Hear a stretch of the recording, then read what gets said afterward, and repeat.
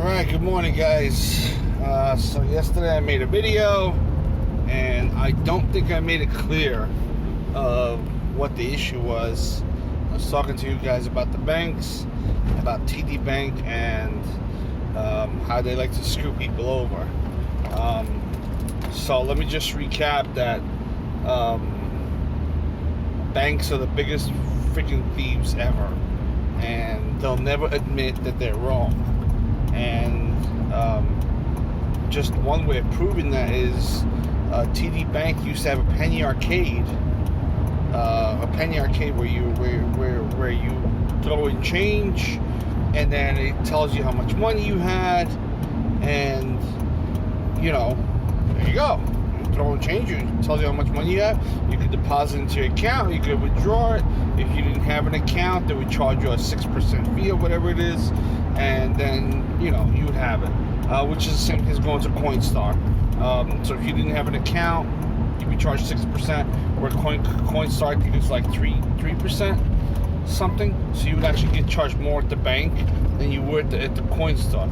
But the whole thing is that penny arcades were never actually set up to be properly run. In other words, I have a coin counter machine because I'm in the vending business, so I have a coin counter machine. I specifically went out and I counted 400 quarters, okay? 400 quarters, 100 quarters per bag, okay? So it's $25 in each bag. I went there with, 4 bags. Now, when the machine originally opened up, it was fine. The machine worked great. It was good. But now, after a few months of running, they're never calibrated, so no one's ever even checking them. So if you're short by a penny or two, you're like, forget it. But what people don't know is that a penny or two here and a penny or two there, multiplied by the branches of how many branches there are, and multiplied by how many pennies people are losing, banks are actually feeding on making money on your loss. And there's nothing you can do to prove it. There's absolutely nothing you can do to prove it. You can't prove that was your penny that was in there. You cannot prove it. Prove it. You can't. Because again, you got to fill out a little slip and go through that stuff again. It's painful and useful, and I'm saying useless, and totally in the bank's favor. So I went in, and when the machine opened up, I put in 4 bags of $25 each. It's a total of $100. And yes, the machine worked. I don't deny it. The machine did work. I agree. But I went there just a few months later, and I did the same thing again. Now from $100, okay, I don't expect to get more. I was expecting to get less. So I put in $100, 25, 25, and I get it says $102.79. I'm like, well, how is that possible? I got the 100. I can understand the 2, but how do you get 79 cents? Right? That means I would have to have quarters and pennies in there, or a combination of quarters, dimes, nickels, and pennies to get 79 cents. First of all, $2.79 wasn't mine. Somebody had left it there before. Okay? So I already knew somebody left it there before. So me being the way I am, I actually came with 8 bags. So I had to make sure that the machine was clear. So I cleared it out. $102.79. Bam, I cleared it out. No problem. Okay, looks like I got extra money on me. Right? I made $2.79. When was the last time a bank gave you anything? Right? So supposedly I made $2.79. So my second set of 4 bags, I throw that in, and I get $99.72. And I'm like, 72? Well, I know my machine counted because I recounted, 100 quarters per bag. And my machine is accurate.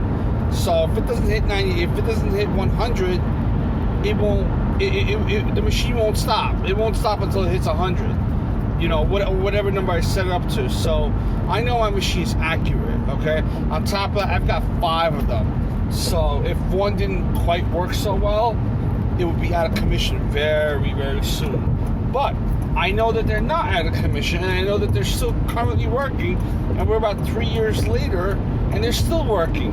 So I know that they're working, and they're working good. So I have no complaints about them working properly. But how did I get that number? 99.72. So now I'm short by like 28 cents. Where's my 28 cents?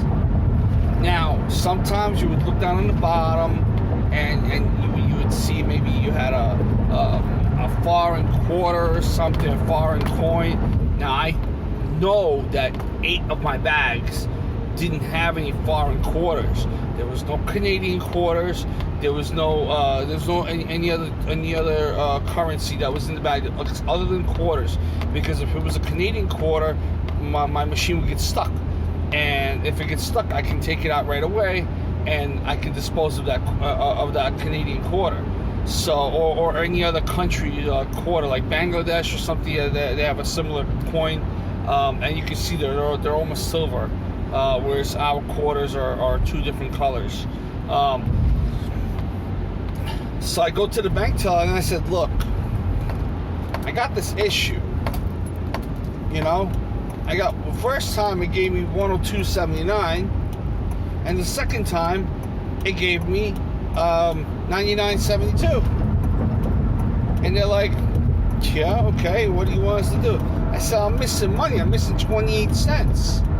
They goes, "Well, you know, you should be happy you got, you know, the 2.79 earlier." I go, "Yeah, but that's not your issue. That was in the machine. That was somebody left it in there.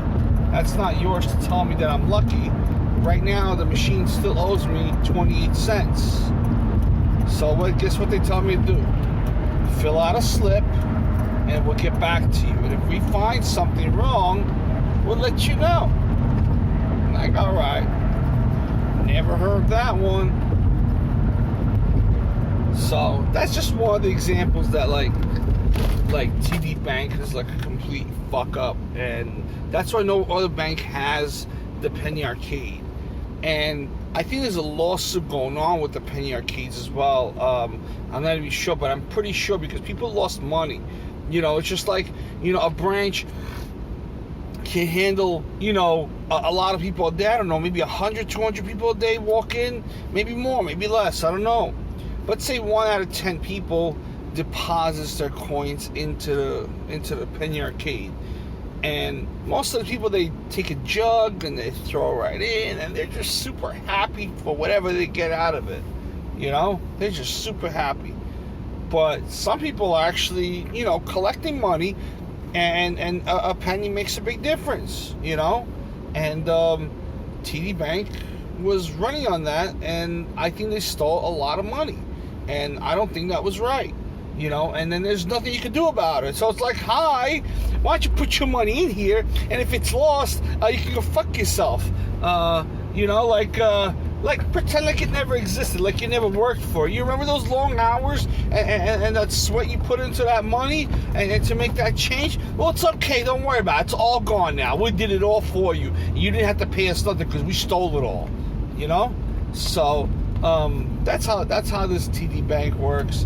And you know what, I didn't even get a chance to talk about what I really want to talk about, so I'm going to make a third one. I'm going to make a third video. I got about 45 seconds to go on this because, again, I'm limited to 10 minutes, so I'm going to start doing my 10 minutes shit. But you guys get the idea, right? I mean, it's such a scam. You know, it's such a scam, and then they put, you know, they do so much stuff, and no matter what you do, you can't win. If it's your fault, it's your fault. And if it's their fault, it's still your fault. It's like being married to a woman, all right? Or having a girlfriend. What's mine is yours, and what's yours is yours, right? The bank is like, yeah, what's yours is ours, and what's ours is ours. Take care, guys.